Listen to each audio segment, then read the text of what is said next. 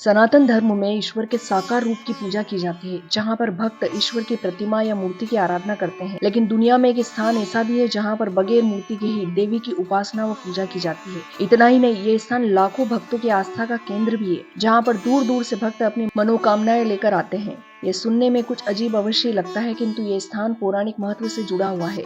अब आपके मन में ये प्रश्न भी उठ रहा होगा कि यदि मूर्ति या प्रतिमा विराजित नहीं है, तब क्या खाली स्थान की पूजा अर्चना की जाती है? जी नहीं। फिर यहाँ पूजा होती कैसे है और यह मंदिर कहाँ पर है, वह किस देवी या देवता का है? तो चलिए जानते हैं इस रहस्यमय स्थान के बारे में। चैत्र नवरात्र चल रहे हैं, ऐसे में आज आपको बिना मूर्ति वाले इस स्थान व मंदिर से जुड़े कुछ रोचक तथ्यों के बारे में जानकारी देंगे। संभवतया यह दुनिया का इकलौता ऐसा मंदिर भी है जहां मूर्ति या प्रतिमा विराजित नहीं है। दरअसल यह स्थान मां भगवती के 51 शक्ति पीठों में से एक है।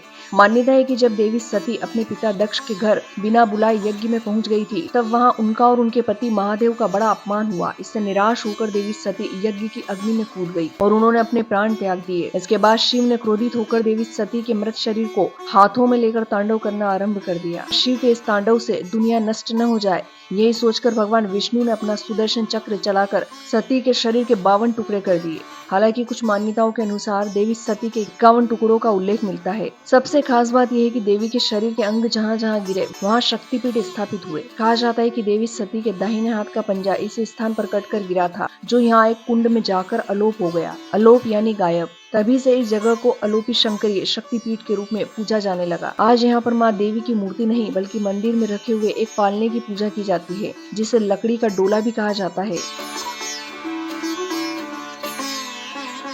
यदि अलोपी देवी मंदिर की संरचना के बारे में बात करें, तो यह मंदिर प्रयागराज के अलोपी बाग में स्थित है, जहां पर हाल ही में महाकुंभ संपन्न हुआ है। अलोपी देवी मंदिर के गर्भगृह में एक कुंड है। इस कुंड पर 10 फीट ऊंचा चांदी का एक चबूतरा बना हुआ है। इसके ठीक ऊपर लकड़ी का एक पालना झूल रहा है, जिसे लोग प्रेम से देवी की डोली भी कहते हैं। इसी झूले को देवी का प्रतीक भी माना जाता है।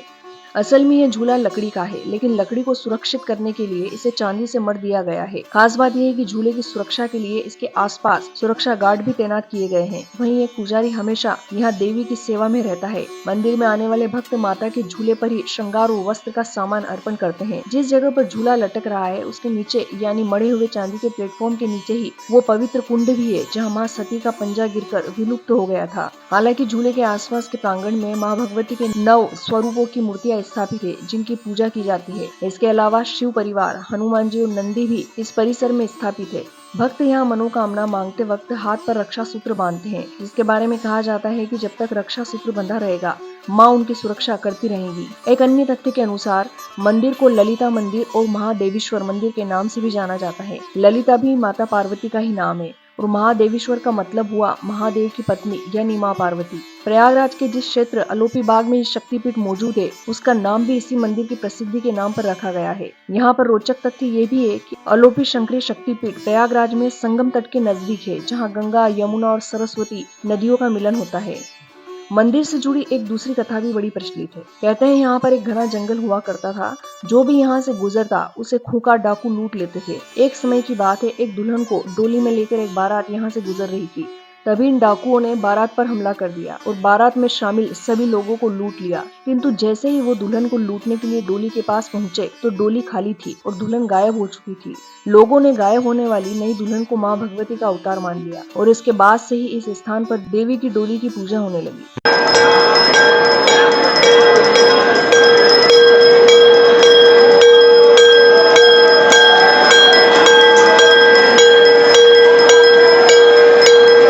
तो ये थी अलोप शंकरी शक्तिपीठ मंदिर से जुड़ी पौराणिक कथा। आशा करती हूँ आपको ये वीडियो पसंद आई होगी। यदि आपको ये वीडियो पसंद आई तो प्लीज इसे लाइक, शेयर व कमेंट अवश्य करें। साथ ही सब्सक्राइब करना ना भूलें। जय माँ दुर्गे।